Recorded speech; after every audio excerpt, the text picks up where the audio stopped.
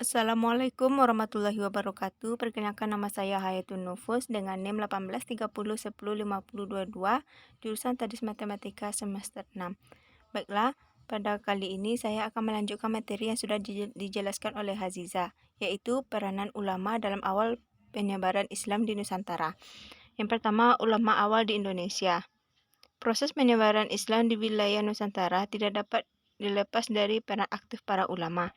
Melalui merekalah Islam dapat diterima dengan baik di kalangan masyarakat. Di antara ulama tersebut adalah sebagai berikut, yaitu Hamzah Fansuri, Syekh Muhammad Yusuf Al-Makassari, Syekh Abdus Samad Al-Palibani, Syekh Muhammad bin Umar Nawi Al-Bantani, Syekh Jumadil Kobro, Syekh Maulana Akbar, Syekh Kuro, Syekh Datuk Khaffi, Syekh Khalid Idrus. Yang kedua itu Wali Songo dan peranannya. Yang pertama Syekh Maulana Malik Ibrahim atau Sunan Gresik. Maulana Malik Ibrahim atau Mahdum Ibrahim As-Samarkandi diperkirakan lahir di Samarkand, Asia Tengah pada paruh awal abad 14. Abad Janah Jawi versi Mensma menyebutkan Asmarakandi mengikuti mengucapkan lidah Jawa terhadap Samarkandi berubah menjadi Asmarkandi. Yang kedua itu Sunan Ampel. Sunan Ampel bernama Raden Ali Rahmatullah, ialah putra tertua dari Maulana Malik Ibrahim. Menurut babat Tanah Jawi dan silsilah Sunan Kudus, di masa kecilnya Sunan Ampel dikenal dengan nama Raden Rahmat. Selanjutnya yaitu Sunan Giri. Yang pertama itu Syekh Maulana Ishaq. Di awal abad 14 Maret, kerajaan Blambangan diperintah oleh Prabu Menak Sembuyu, salah seorang keturunan Prabu Hayam Wuruk dari kerajaan Majapahit. Raja dan rakyatnya beragama Hindu dan ada sebagian beragama Buddha. Selanjutnya yaitu Sultan Sampati.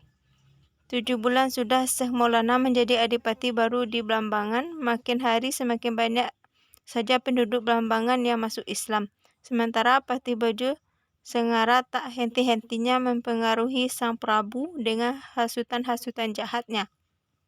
Hati Prabu Menak Sembuyu menjadi panas mengetahui hal ini.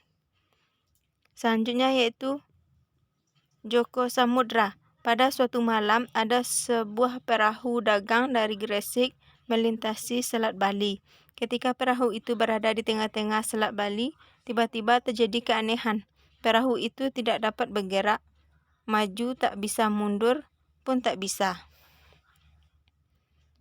Selanjutnya yaitu cara dakwah Raden Paku. Beliau berdakwah dengan cara sambil berlayar beliau menyiarkan agama Islam pada penduduk setempat sehingga namanya cukup terkenal di Kepulauan Nusantara.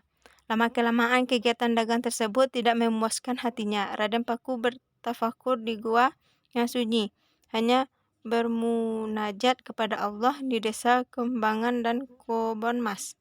Beliau mendirikan pesantren di desa Sidomukti. Pesantren itu dinamakan pesantren Giri. Giri di dalam bahasa Sanskerta artinya gunung. Selanjutnya yaitu peresmian Masjid Demak.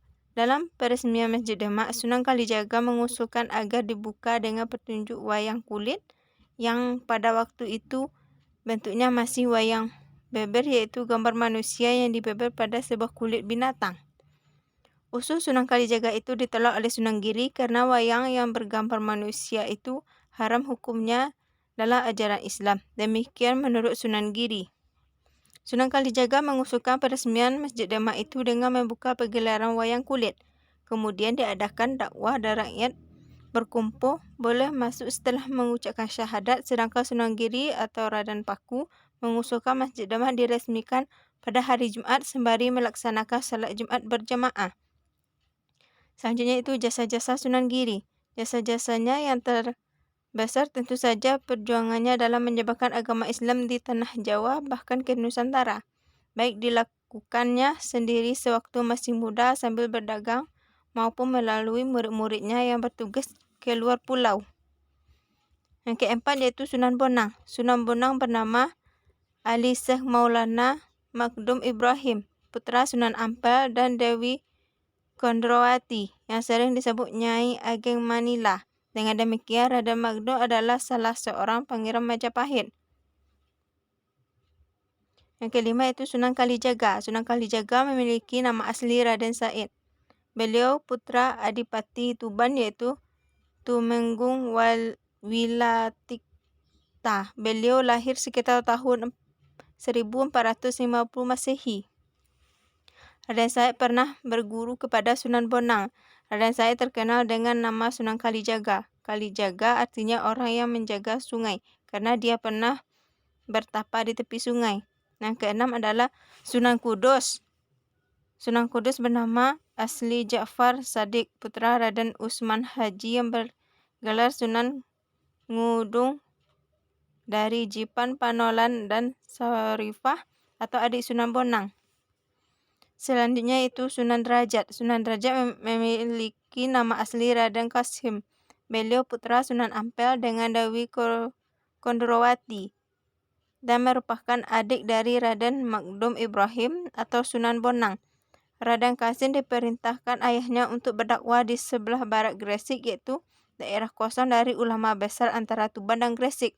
Kemudian Raden Kasim membangun tempat dakwah yang strategis yaitu di Bukit Dalam Duwur yang sekarang dibangun Museum Sunan Derajat. Adapun makam Sunan Derajat terletak di sebelah barat museum tersebut.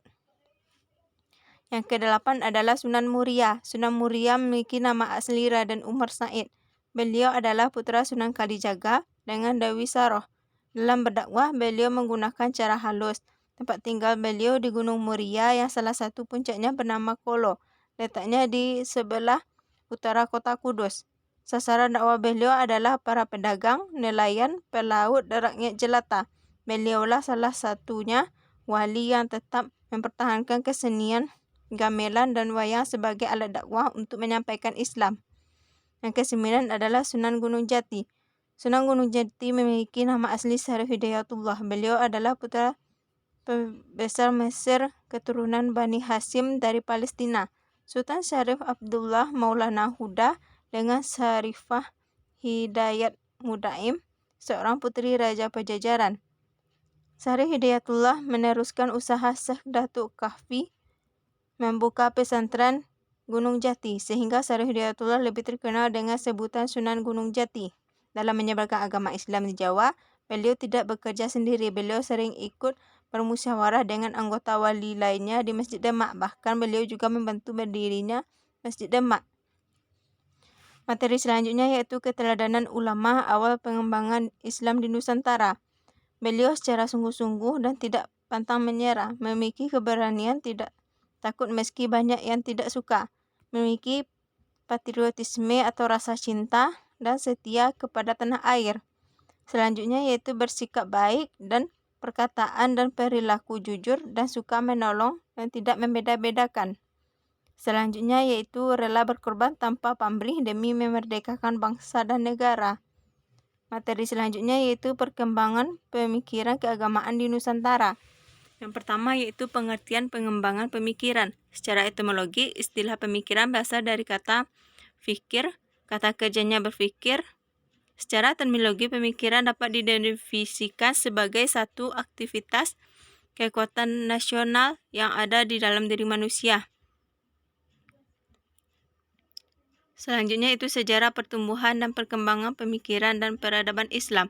Dalam sejarah perkembangan pemikiran Islam, pada mulanya tumbuh dan berkembang pemikiran rasional, namun kemudian berkembang pula pola pemikiran tradisional, yaitu pola pemahaman yang mengandalkan pemahaman para ulama masa lalu untuk menghadapi pemikiran rasional berkembang pada zaman klasik Islam, terutama pada masa dinasti Umayyah dan Abbasiyah. Sedangkan pola pemikiran tradisional berkembang pada zaman pertengahan Islam, yaitu setelah habisnya masa dinasti Abbasiyah hingga abad 18 Masehi.